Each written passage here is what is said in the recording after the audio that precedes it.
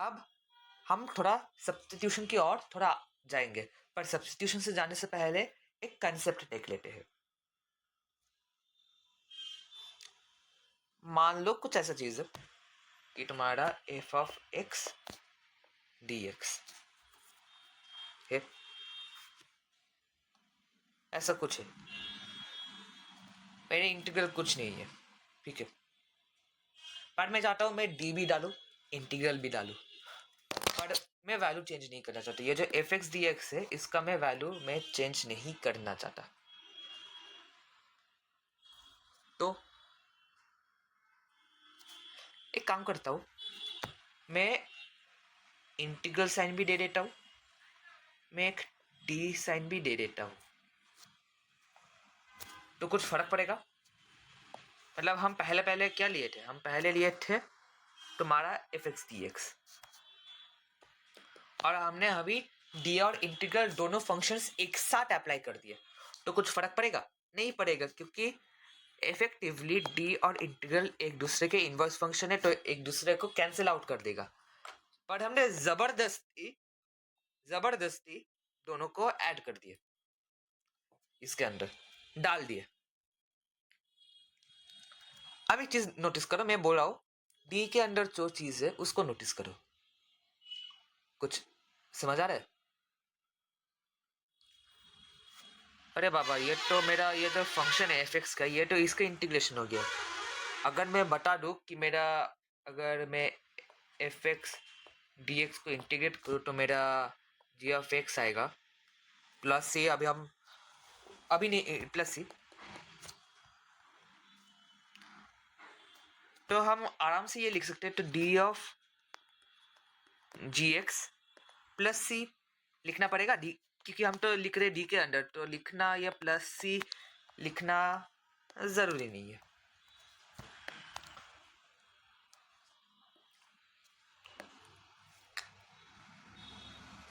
देखने में साधारण लग रहा है, क्या बोलना चाहता है कि अगर एक फंक्शन के साथ अगर डी एक्स मल्टीप्लाई हो तो इसको हम ऐसे भी दिखा सकते हैं कि डी के अंदर उसका इंटीग्रल है। साफ शब्द में कहूँ कि अगर मैं किसी भी फंक्शन को डी के अंदर लेके जाऊँ तो वो इंटीग्रेट हो जाता है। क्या हो जाता है? मेरा इंटीग्रेट हो जाता है। इसको मैं और भी एक सेंटेंस के फॉर्म में लिखूं,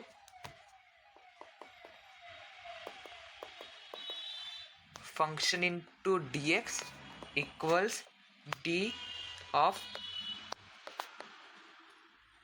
इंटीग्रल। और इसी सेम चीज को देखने का और एक नजरिया है derivative into D x equals D of function.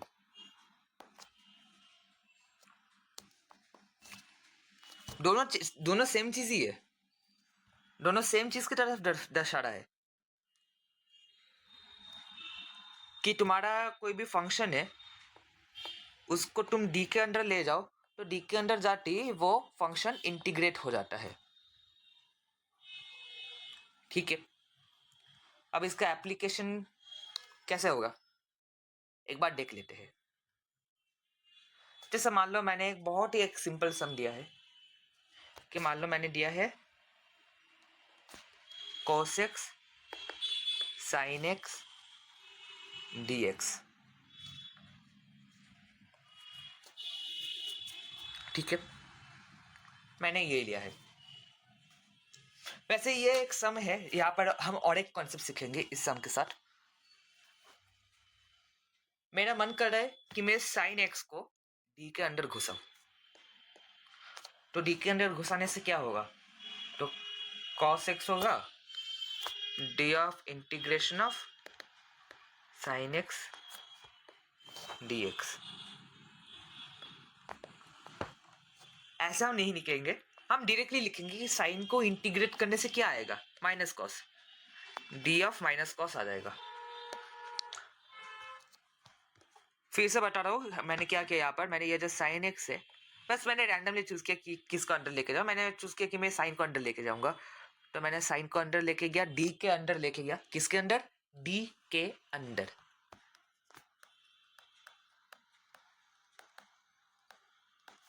D के अंदर लेके गया, डी के अंदर जाने से क्या होगा, इंटीग्रेट होगा, डी के अंदर इंटीग्रेट। तो साइन का डिफरेंशिएशन क्या है, माइनस कॉस, और हम चाहे इस माइनस को बाहर लिख सकते हैं। तो सॉरी, कॉस सिर्फ नहीं होगा, कॉस एक्स। कभी कभी ये सब छोटे छोटे गलती कर देता है और एग्जाम में मार्क्स काट जाता है। एनीवेज, तो अब मेरा नया इंटीग्रल क्या बना, cos x D of cos x. क्या है फंक्शन, कॉस एक्स। किसके रेस्पेक्ट में करना है इंटीग्रेशन, कॉस एक्स। बढ़िया। तो क्या होगा आंसर, कॉस एक्स का स्क्वायर डिवाइडेड बाय 2, और माइनस साइन बाहर है, प्लस सी। लो, आंसर निकल गया। ये जो इंटीग्रल है इसका आंसर मेरा ये आ रहा है,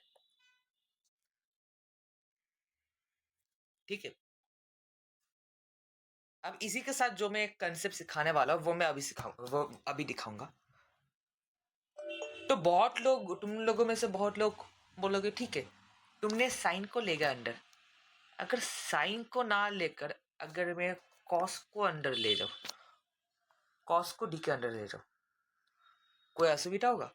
मैं बोलूंगा नहीं। देखते हैं फिर कॉस को अंदर ले जाने से क्या होगा। चलो किसी और जगह करते हैं। हाँ, तो इस बार हम वही सम करेंगे, पर इस बार साइन की जगह हम कॉस को इंटीग्रल साइन के अंदर लेके जाएंगे। देखो क्या होता है, साइन एक्स डी के अंदर जाएगा तो क्या होगा, डी के अंदर जाएगा तो फंक्शन क्या होगा, इंटीग्रेट होगा। तो डी के अंदर जो होगा वो कॉस का इंटीग्रल होगा। कॉस का इंटीग्रल क्या है, साइन एक्स। क्या किसके रेस्पेक्ट में इंटीग्रेट करना है, साइन एक्स के रेस्पेक्ट में, और क्या है साइन एक्स। तब तो बढ़िया, एकदम बढ़िया। लिख दो आंसर डायरेक्टली, क्या है, sine square X by 2 plus C. But wait, हमने पहले तरीके से ये एक आंसर निकला है, अब ये भी एक आंसर निकला है। दो तो एकदम अलग है, मतलब यहां पर तो कॉस स्क्वायर है, यहां पर तो साइन स्क्वायर है। कहीं गलती नहीं तो नहीं कर दिया यहां पर? मैं कहूंगा कोई भी गलती नहीं किया गया। ऐसा हो ही सकता है कि मैंने कोई एक तरीका लगाया और तुम लोगों ने कोई और तरीका लगाया, हो ही सकता है। और दोनों तरीके से अगर सेम आंसर आए, ऐसा कोई बात नहीं है, डिफरेंट आंसर आ सकते हैं। इसलिए तो नाम पड़ा है इसका इनडेफिनिट, क्योंकि इसका कोई डेफिनिट आंसर नहीं है, इसका बहुत सारा आंसर हो सकता है। जैसे अभी इस वाले एग्जाम्पल में देखो, इस वाले एग्जाम्पल पे हमारा यहाँ पर cos minus of cos square x square by 2 आया है, यहाँ पर हमारा साइन स्क्वायर एक्स बाई 2 आया है। तो लोचा क्या है, लोचा है हमारा इस कांस्टेंट के साथ। एक काम करते हैं, मैं इस यहां पर दिखाता हूं क्या लोचा है। मैं चाहता हूं कि मैं इस आंसर को इसके तरह दिखा पाऊं कैसे भी करके। तो करते हैं, चलो। साइन क्या है, कॉस स्क्वायर है, कॉस स्क्वायर एक्स है क्या यहाँ पर, sign square x. Sign square x को मैं कॉस स्क्वायर एक्स के टर्म्स में लिख सकता हूं, बेझिझक लिख सकते हैं। क्या लिखेंगे, लिखेंगे 1 minus cos square X by 2 plus C, ठीक है। तो क्या होगा, half minus cos square X by 2 plus C. अब एक काम करते हैं, सी हाफ को इस तरफ लेके आते हैं, सी प्लस हाफ। अब देखो अच्छे से, सी प्लस हाफ, ये क्या है, ये कोई वेरिएबल है, एक्स को चेंज करने से ये चेंज होगा नहीं, ये भी अपने आप में एक कांस्टेंट ही है। तो मैं काम करता हूं, मैं सी प्लस हाफ को पूरा रिप्लेस ही कर देता हूं कांस्टेंट के साथ, C1, जहां पर C1 का वैल्यू है C प्लस हाफ।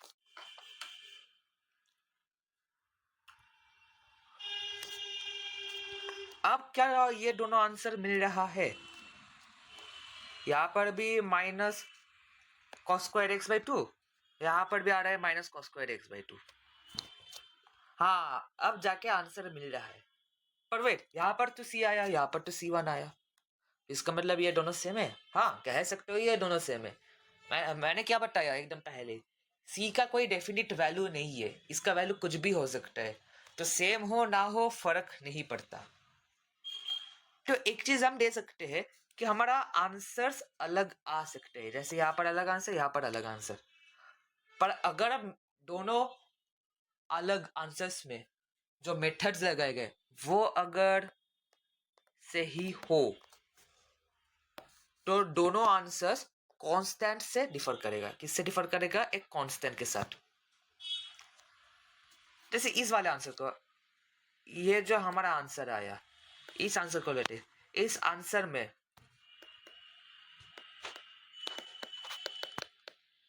अगर मान लो मैंने यहाँ पर हाफ ऐड कर दिया, ठीक है, तो ये तो मेरा साइन स्क्वायर एक्स बन जाएगा ना, जो कि हमारा ये वाला आंसर था। मतलब जो आंसर्स आ रहा है दोनों केस में, उसमें बस कॉन्स्टेंट्स का फर्क है। किसका फर्क है? कॉन्स्टेंट्स का फर्क। आंसर अलग आ सकते हैं, पर उन दोनों आंसर्स में बस कॉन्स्टेंट्स का फर्क आना चाहिए, तब जाके ये दोनों मेथड्स अपने आप में सही होगा। और अगर आपने कोई मेथड लगाकर कोई सम किया, आपके दोस्त ने कोई और मेथड लगाकर सम किया और दोनों का आंसर अलग आ रहे हो, तो ज़्यादा टेंशन मत लो। अगर पूरा प्रोसेस ठीक किया है तो आंसर्स भी ठीक होना चाहिए। तो जैसे इस केस में मैंने पहले कॉस को अंडर लेके, साइन को अंडर लेके किया, बाद में तुम लोगों ने बोला उसके लिए हमने कॉस को अंडर लेके गया। दो अलग अलग तरीका है, दोनों में आंसर्स अलग आया और दोनों ही सही है। तो ये एक कंसेप्ट मेरे को लगा दिखाने का, मैंने दिखा दिया। तो इसी के साथ हम एक जगह पर आ चुके हैं कि हम सब्स्टिट्यूशन को अब हम समझ पाएंगे। हाँ, तो नेक्स्ट वीडियो में हम डिस्कस करेंगे सब्स्टिट्यूशन के बारे में, बट उससे पहले हम एक थोड़ा सा स्पॉइलर दे देते हैं। इस सब में देखो, इस सब में cos x लिखा, cos x लिखता हूँ cos x, उसके जगह अगर मैं मान लो एक t लिख दिया या कोई u लिख दिया तो सुविधा होगा ना। तो मैंने लेट किया कि cos x मेरा t हो, ये पूरा का पूरा इंटीग्रेशन किस में कन्वर्ट हो जाएगा? t d of t। अब ये इंटीग्रेशन मतलब और भी सुंदर दिखने लगा, t d of t, t dt। वैसे सिमिलरली इस केस में अगर मैं तुम्हारा उस साइन एक्स को अगर मैं एज्यूम करूँ, तो ये जो इंटीग्रेशन है, यह इसको भी हम सुंदर तरीके से लिख सकते हैं, u du, राइट। तो ये था छोटा सा स्पॉइलर, इसी को ही हम बाद में कंटिन्यू करेंगे और सब्स्टिट्यूशन को डिटेल में सीखेंगे कि कैसे हम सब्स्टिट्यूशन लगा के सम्स कर सकते हैं। आज के लिए बस इतना ही, फिर से मिलेंगे बाद में सब्स्टिट्यूशन के वीडियो में। Good bye.